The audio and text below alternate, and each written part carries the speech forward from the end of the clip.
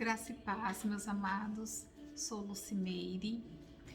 Vou deixar uma mensagem bíblica para vocês, para a edificação da sua fé em Cristo Jesus. Se vocês forem simpatizantes com o tema, deixa seu like, compartilhe esse vídeo, inscreva-se no canal. Vocês não vão estar gastando nada e vão estar me ajudando bastante. Amém? Então Deus abençoe a vida de vocês. Hoje eu vou falar da igreja de Pérgamo. A igreja de Pérgamo é uma das 7 igrejas do Apocalipse, que foi escrito por João na ilha de Patmos. Encontra-se no capítulo 2, a partir do versículo 12. Amém? A igreja de Pérgamo. Carta à igreja de Pérgamo. Uma carta muito interessante, uma carta muito rica de informações, uma carta que se faz muito atual nos dias de hoje, todas na verdade, né? A gente vive o que está escrito na igreja de Pérgamo, a gente vive o que está escrito na igreja de Filadélfia também. Então essas cartas, ela é um norte para a gente estar vigilante, né? Sempre, né? A gente está vendo nossa conduta diante de Deus e preparando o nosso caminho, né, para uma vida melhor, que é essa que temos aqui, em nome de Jesus. Amém? Vamos lá? Capítulo 2, versículo 12. Vou começar a ler. Carta à igreja em Pérgamo. Ao anjo da igreja em Pérgamo escreve: estas coisas diz aquele que tem a espada afiada de 2 gumes. Aqui a gente vê a espada afiada de 2 gumes, né? A espada é o julgamento, né? Os 2 gumes salva e condena, né? Conheço o lugar em que habitas, onde está o trono de Satanás, e que conservas o meu nome e não negaste a minha fé, ainda nos dias de Antipas, minha testemunha, meu fiel, o qual foi morto entre vós, onde Satanás habita. Tenho, todavia, contra ti algumas coisas, pois que tens aí os que sustentam a doutrina de Balaão, a qual ensinava a Balaque a armar ciladas diante dos filhos de Israel, para comerem coisas sacrificadas aos ídolos e praticarem prostituição. Outro sim, também tu tens os que da mesma forma sustentam a doutrina dos nicolaítas. Portanto, arrepende-te, e se não venho a ti sem demora. E contra eles pelejarei com a espada da minha boca. Quem tem ouvido, ouça o que o Espírito diz às igrejas. Ao vencedor dar-lhe-ei do maná escondido, bem como lhe darei uma pedrinha branca, e sobre essa pedra escrito um novo nome, o qual ninguém conhece, exceto aquele que o recebe.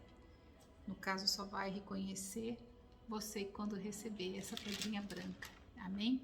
Então, a igreja de Pérgamo, ela se encontrou numa situação muito difícil, por todos os lados, na verdade. Os vizinhos praticavam idolatria e deram honra aos governantes romanos. Os cristãos não abandonaram a verdade do Senhor, o único verdadeiro, nosso Salvador, mas tanta influência de falsas doutrinas teve um impacto muito negativo na igreja, poluindo a congregação com doutrinas falsas que incentivavam os irmãos a praticarem a idolatria, a imoralidade.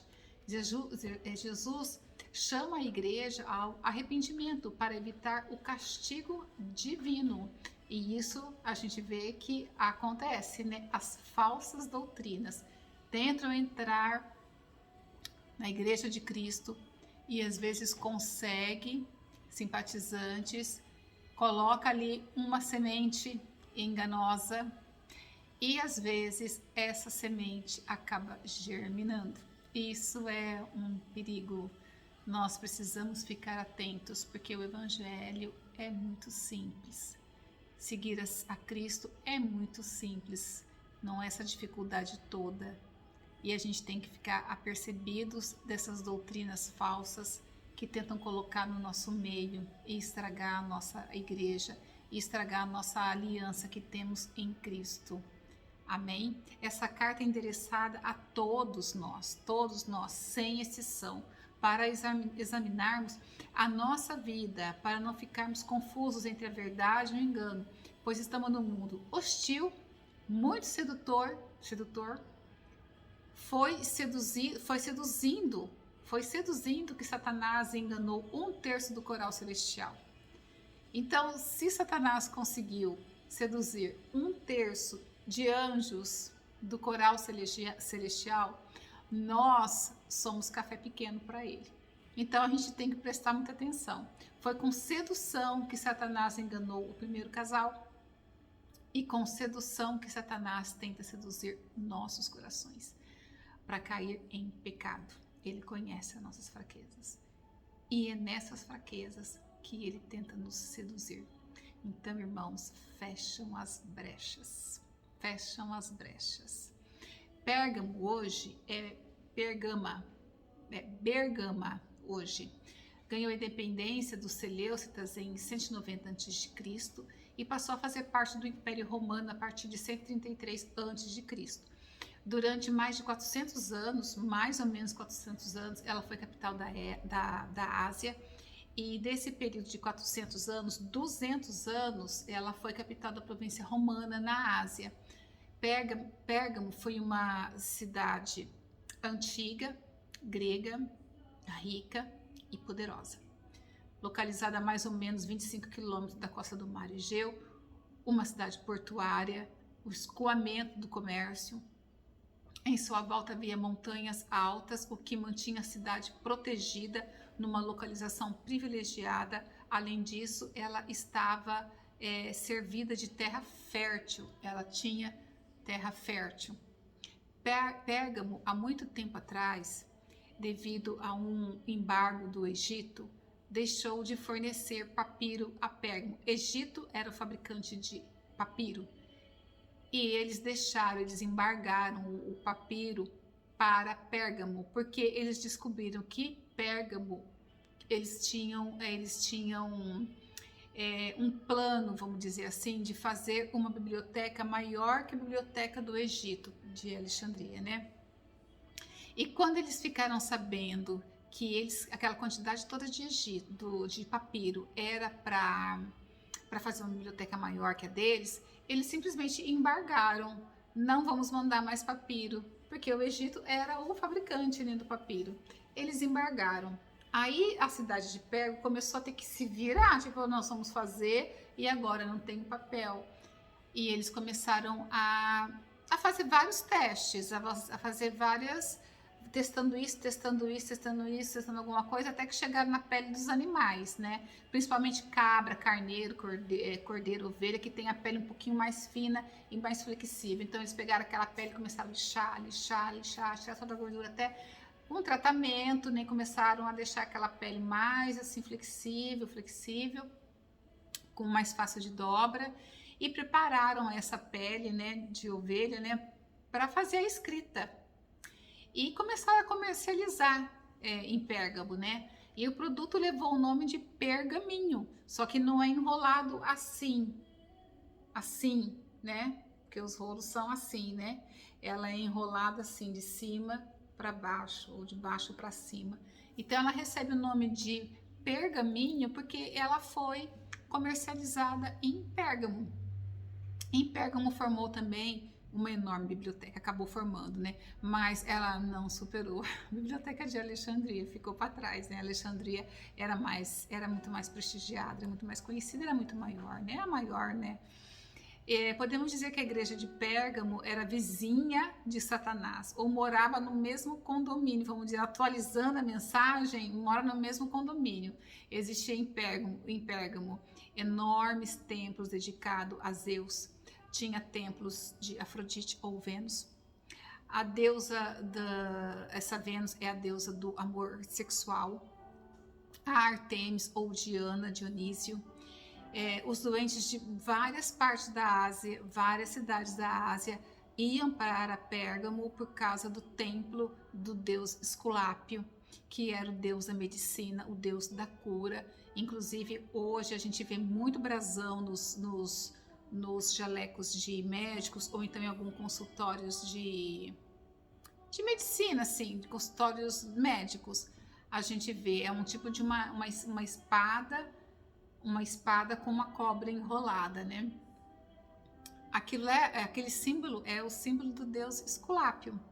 E às vezes a pessoa mesmo cristã não sabe, né, que é um deus, né? É o deus Esculápio. A pessoa acaba colocando, né, no peito, no consultório, né? Virou como se fosse uma... Tem que colocar, né? Não tem que colocar, na verdade, né? Coloca se quiser, mas sabendo que é um deus, né? A cidade construiu um magnífico templo para a adoração de César Augusto. Olha, foi a primeira cidade a ter um templo dedicado ao culto imperial, ao culto ao homem. Um templo para cultuar o homem, que se auto-intitulava Deus e exigia adoração. César é o Senhor. Era essa. César é o Senhor. Só Jesus foi homem e Deus ao mesmo tempo. Jesus é o Senhor.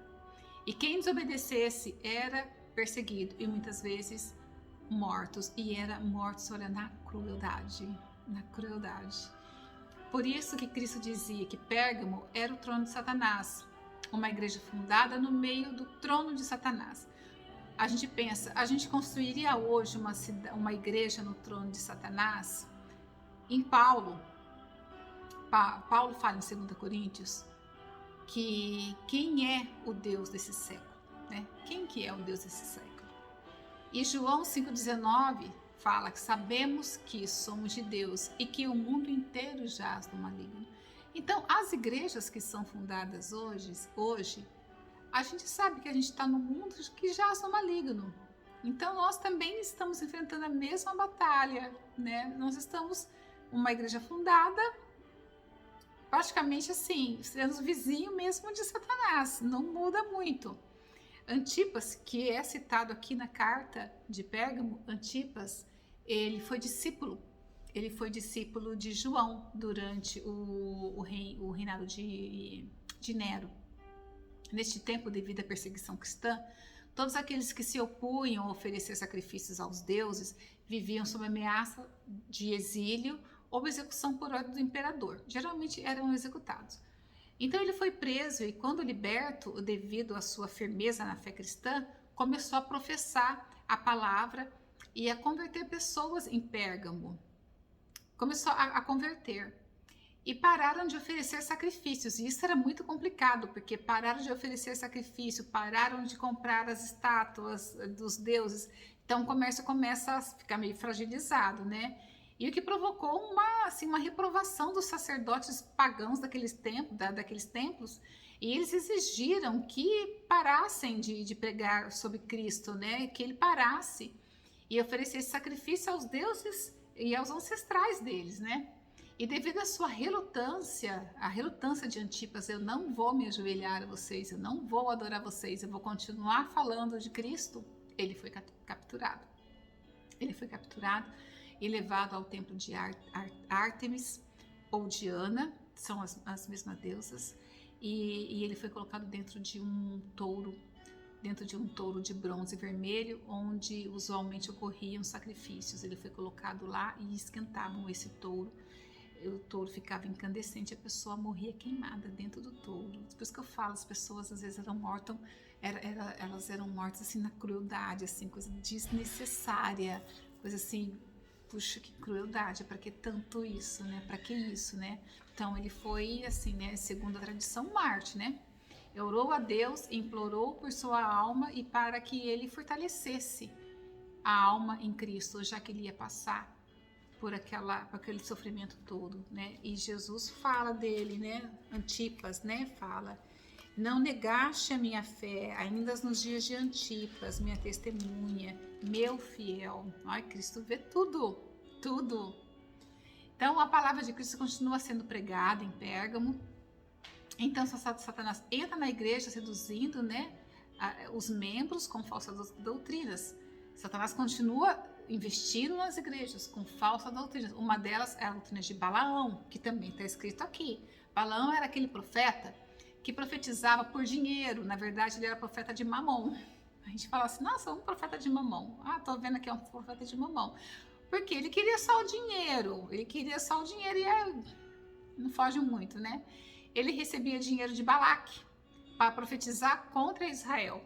Israel estava chegando na terra prometida, estava acampado nas campinas de Moabe, de Malaque, estava morrendo de medo deles, porque ele sabia que existia uma promessa de Deus para que o povo, né, assumisse a terra prometida. Então ele deu dinheiro a Balaão para que profetizasse contra os israelitas. Mas quando ele ia profetizar, Deus não deixava ele profetizar e ele abençoava Israel. E isso foi 2 ou 3 vezes. O profeta de Mamon, a gente fala assim, ó, eu pago, você fala o que eu quero ouvir. Sabe aquela coisa assim? Tô te pagando, você profetiza, mas você vai profetizar o que eu quero ouvir. É meio que assim.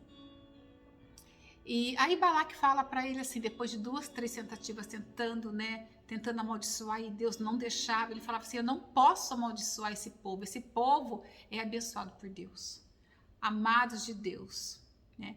E Deus abençoou, né? Ele está abençoado, esse povo é de Deus, Deus ama esse povo, Deus abençoou, está abençoado, eu não posso nada contra o Deus desse povo. Então Balaão falou, você não vai vencer esse povo com profecia contrária. Nem guerras, nem de trincheiras, você vai ter que seduzir esse povo. Então ele sugeriu, por isso que ele fala que colocava pedra de tropeço. Então ele sugeriu que se usassem as mulheres pagãs, moabitas, elas eram mulheres bonitas, midianitas também eram mulheres bonitas, para atrair os homens israelitas. Logo eles iriam ceder à sedução delas e iam praticar idolatria, iam comer comida oferecida aos ídolos e iam se poluir. E como Deus, né, ele é santo, não vai aceitar esse pecado, a adoração, a lascívia de deuses falsos, e vai virar as costas para eles. Muitos israelitas se envolveram na idolatria e na imoralidade por causa dessa ideia que ele deu. E Deus mandou uma praga para eles, que matou 24 mil israelitas por causa desse tipo de comportamento, porque eles praticaram a idolatria.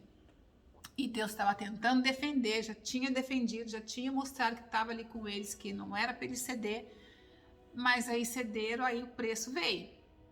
Os nicolaítas, que é falado aqui na carta, os nicolaítas, né? A Bíblia não diz quem é assim, quem eles eram, né? Quem eram os pecados deles, né? Mas provavelmente eles espalhavam heresias e imoralidade sexual e a poligamia. Um homem podia ter várias mulheres, acreditavam que a carne podia pecar, mas a alma continuava limpa. Mas a sua influência na igreja era um perigo grave. Eles estavam presentes em pelo menos 2 cidades. Em Éfeso, quando eles estavam em Éfeso, Éfeso não aceitou. É tanto que quando na carta de Éfeso, quando Jesus fala dos nicolaítas na carta de Éfeso, ele fala assim, ó, tem contudo a teu favor que odeia as obras dos nicolaítas, as quais eu também odeio. Jesus fala, também odeio a obra deles. E aqui na igreja de Pérgamo, Jesus fala assim, tenho contra ti algumas coisas, pois que tens aí os que sustentam a doutrina de Balaão, a qual ensina Balaque, a marcilados contra Israel, outros sim, também tens que os que da mesma forma sustentam a doutrina dos nicolaítas. Então a igreja aceitava aquela heresia daquele povo, né, dos nicolaítas, né? Então eles estavam presentes, né? Em Éfeso lá não conseguiu nada, não deixaram, em Pérgamo estavam conseguindo aí poluir a igreja. A igreja de Éfeso lutava contra essa doutrina. E a carta à igreja de Pérgamo nos mostra o perigo da igreja se misturar com o mundo, né? Essa carta ela é endereçada a nós hoje, aos crentes de hoje, cuidado com as tentações que tenta assediar a igreja, né? Devemos imitar a perseverança dos discípulos em Pérgamo, mantendo firme a nossa fé, mesmo se encararmos ameaças, perseguições. Ao mesmo tempo, não devemos negligenciar outras responsabilidades que temos diante de Deus. Servir a um Deus puro, devemos manter e defender a doutrina pura, o evangelho puro, que foi revelado em Jesus Cristo, nosso único Salvador. Qualquer doutrina que incentiva a idolatria ou a imoralidade, seja qualquer tipo de moralidade, mentira, engano, vem do diabo. Vem do diabo. No tribunal de Pérgamo, aquela pessoa que estava sendo julgada, quando ela era absolvida das suas causas, né, do motivo dela estar sendo julgada, quando ela era absolvida, ela recebia uma pedrinha branca. Era um sinal de que seus pecados, né, ou aquela causa, elas estavam perdoadas. Era uma pedrinha branca. E assim como Jesus fez na cruz para aqueles que crê, né? Aquele que crê, né? Jesus deu o perdão para aquele que crê na palavra de Cristo, crê no Evangelho. Então, quando ele fala, eu vou te dar uma pedrinha branca, é como assim, você vai estar absolvido dos seus pecados, né? Nada mais vai existir contra ti. Aquele que vencer vai receber uma pedrinha branca. É como que ele está dizendo, se no tribunal de Pérgamo é como assim, não existe nada contra você, ele está dizendo para nós, não vai existir nada contra você. Nada contra você. Amém, igreja? Eu tô falando de igreja porque às vezes eu prego. Às vezes eu prego aí e falo, amém, igreja, amém, amém, igreja, né? E o meio, né, da igreja de Pérgamo, né, lá enfrentou bastante causas difíceis, teve levante naquela igreja, foram obras de nicolaítas, profetas de Balaão. Então, foi uma igreja que enfrentou bastante dificuldade, mas Jesus tem um amor por todas elas e com certeza amou a igreja de Pérgamo, amou demais a igreja de Pérgamo, né? É tanto que ela entra na igreja, ela entra na Bíblia e ela entra com uma explicação muito forte para a gente de perseverança e fé na palavra do nosso Senhor Jesus Cristo. E quando a gente começa a destrinchar essas questões que existem na carta, quando a gente vai ler a carta novamente, ela fica uma carta muito mais tranquila de ler, porque a gente passa a entender melhor o que Jesus estava querendo dizer quando a gente começa a explicar o que acontecia na cidade, o que tinha ali, qual era o que movimentava a cidade, qual era a idolatria da cidade. E quando a gente lê pela segunda vez, parece que é tudo muito mais, tá, entendi o que Jesus quis dizer. Então eu vou ler novamente, para a gente ter essa ideia de como que agora fica tudo muito mais fácil. Ao anjo da igreja de Pérgamo escreveu, ao anjo seria o pastor, o dirigente, o diácono, né? Assim como dependendo da igreja, né? Essas coisas diz o que tem a espada afiada de 2 gumes que eu falei, né? Que é o que julga e condena. Conheço as tuas obras, conheço o lugar em que habitas, onde está o trono de Satanás, e que conservas o meu nome, e não negaste a minha fé, ainda nos dias de Antipas, minha testemunha, meu fiel, o qual foi morto entre vós, onde Satanás habita. Tenho todavia contra ti algumas coisas, pois que tens aí os que sustentam as doutrinas de Balaão, que eu expliquei, a qual ensinava a Balaque a armar cilindros diante dos filhos de Israel, para comerem coisas sacrificadas aos ídolos e praticarem a prostituição. Outro sim também tu tens os que, da mesma forma, sustentam a doutrina dos nicolaítas. Portanto, arrepende-te. Jesus sempre está exortando, arrepende. E se não, venho a ti sem demora, e contra eles pelejarei com a espada da minha boca. Aquela espada. Quem tem ouvido, ouça o que o Espírito diz à igreja. Uma exortação. Quem tem ouvido, ouça. Se você está ouvindo, presta atenção no que eu estou falando, que eu estou sendo bem claro aqui. Não é para deixar dúvida. Quem tem ouvido, ouça. Ao vencedor dar-lhe-ei meu maná escondido, bem como lhe darei uma pedrinha que eu falei, e sobre essa pedrinha escrito o novo nome, o qual ninguém conhece, exceto aquele que recebe. Amém? Que nós possamos receber essa pedrinha de Jesus. Amém? Em nome de Jesus, muito obrigada.